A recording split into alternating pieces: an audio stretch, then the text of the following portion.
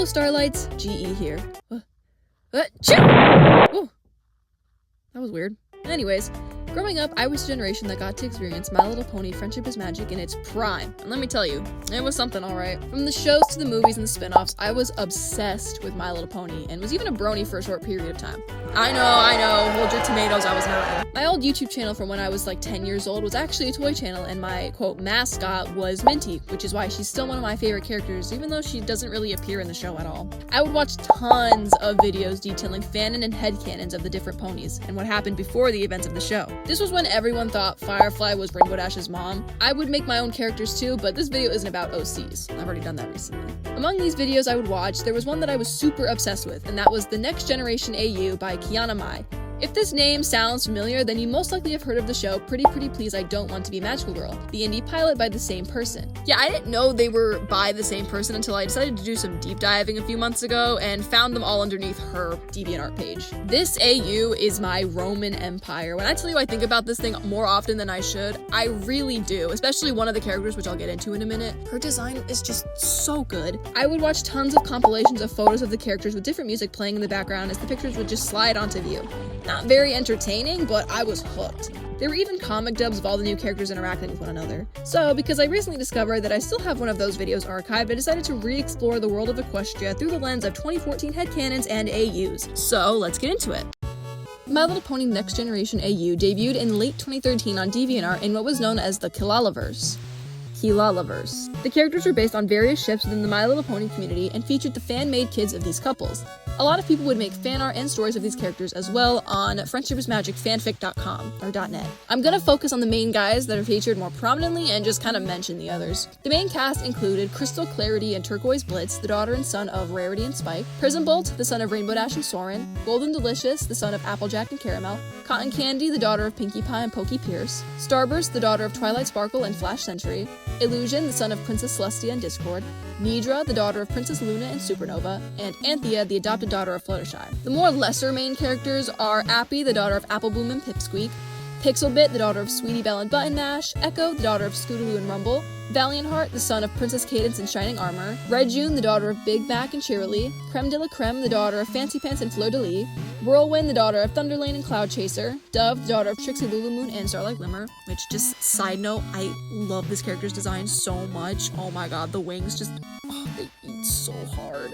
Nightlight Jr., the son of Twilight Sparkle and Flash Sentry, Icy Storm, the son of Rainbow Dash and Soren, and Sugar Rush, the daughter of Pinkie Pie and Pokey Pierce. There were a lot of fan fictions made during this time. In this next section, I'm gonna try and sound like a drama YouTuber talking about these relationships because just look at this relationship chart. Oh my gosh, I can barely read this thing. So since they were fan comics, people had their own headcanons of these characters and their relationships chart. In the chart, it shows that the only canon relationships were Illusion and Crystal Clarity and Red June and Valiantheart, so the rest was up for everyone to ravage. One of, if not the biggest ships in the fandom, was Crystal Clarity and Illusion. They're one of the few canon relationships in this AU, but I could only find one story featuring this couple, and it was called The Path to Parenthood by Fiction Freak. This thing was 14 chapters long, and no offense to Fiction Freak, but I was not reading all of that. And neither were they apparently, because it is still on hiatus 10 years later. It kind of looks like they wanted to have kids, the two of them, or something like that, but I do vaguely remember there being kids for these characters, so is that like the next generation? I don't really know, but what I do know is that Crystal Clarity was one of my favorite characters when I was little. This is the one that I think about so often because I just loved her vibe and everything she did. Plus, her design? 8. And her name? Crystal Clarity, the daughter of Rarity.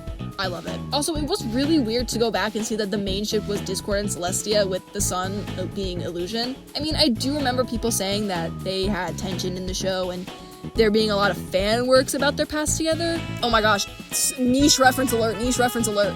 In Daughter of Discord, they briefly mentioned this, I feel like, with there being a scene where Chrysalis is talking about how she had a one-sided crush on Discord, but he like let her on and he was actually into Celestia, and I don't remember if like somebody twisted it or like, I don't remember if somebody twisted it or she like got it all messed up in her head of what was actually happening, but oh my gosh, tea!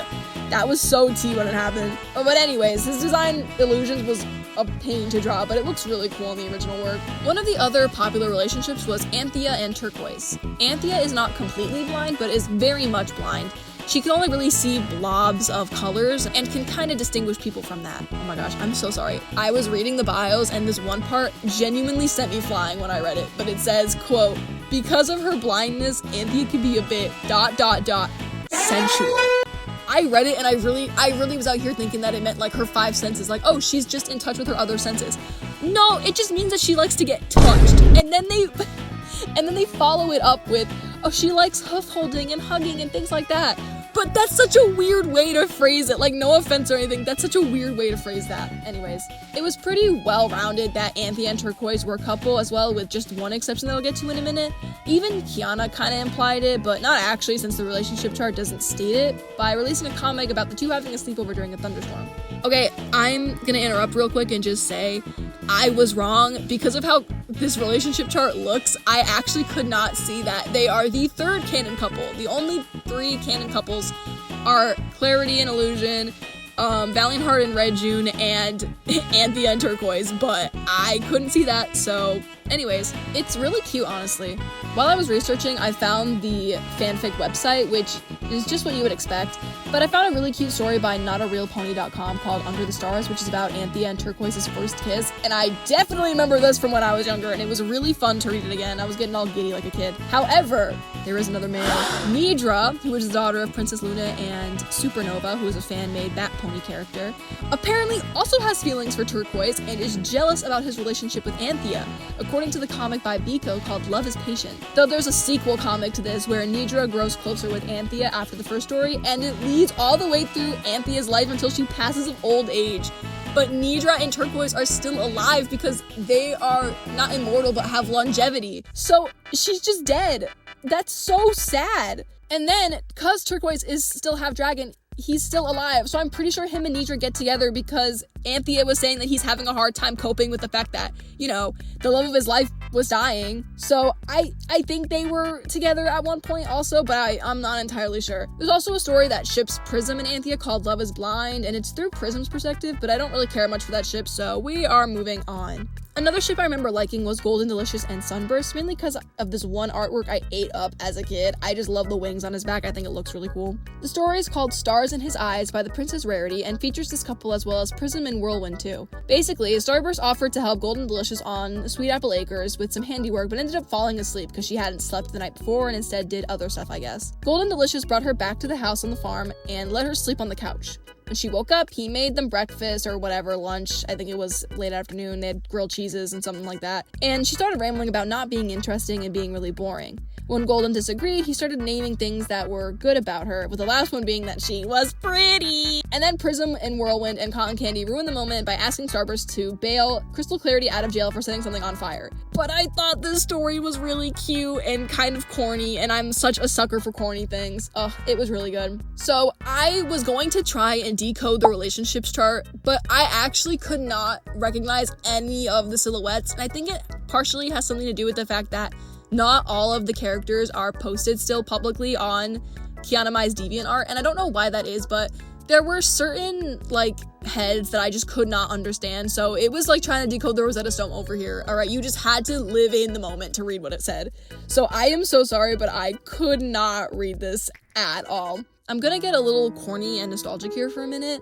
I never realized how much of an impact these fanfics and stories made on me until I caught myself thinking about them pretty often. It was a big part of my life, and I never realized that ever, and now I see its influence on my own stories and creativeness nowadays as well. It honestly makes me kind of sad to think that this era of community and ideas are gone and haven't really been seen since. It is still popular to write fanfiction, which is not what I'm talking about. I'm more referring to AUs and popular ones with heavy fan bases surrounding them, like Undertale's glitched AU or whatever. I watched a video essay on that recently. The closest thing we had to this was when My Hero Academia had all those villain AUs, which is like, wow. I kind of wish more fan bases like this existed today because it just gives people a creative outlet to write about their favorite media and create different alternative realities with their own stories and ideas. The piece I did is just the main characters I talked about. I used a base by Michi Bases on DeviantArt and some miscellaneous bases as a reference on Pinterest. They don't mention the names of the creators, so I'm really sorry about that. I forgot that I can actually draw ponies now that I know what I'm doing when I'm drawing, and it feels like child me got some kind of fulfillment out of that because I could never draw them when I was younger, but I had all of the these characters and OCs, and it's just really interesting. Random side tangent, but I also Prince's Daughter of Discord. I know I talked about that before, but we need more of that. This goes back to the alternative realities thing. We need more of that stuff. Alright, kids these days are gonna look back on their childhood and see Tum Tum Tum Sahur and Subway videos, and that needs to change. Anyways, aside from that rant, here is my final piece. I'm actually pretty happy with how it came out, although I will say the half-dragon characters and illusion were kind of a pain to draw, and the perspectives were kind of bad, but please ignore that.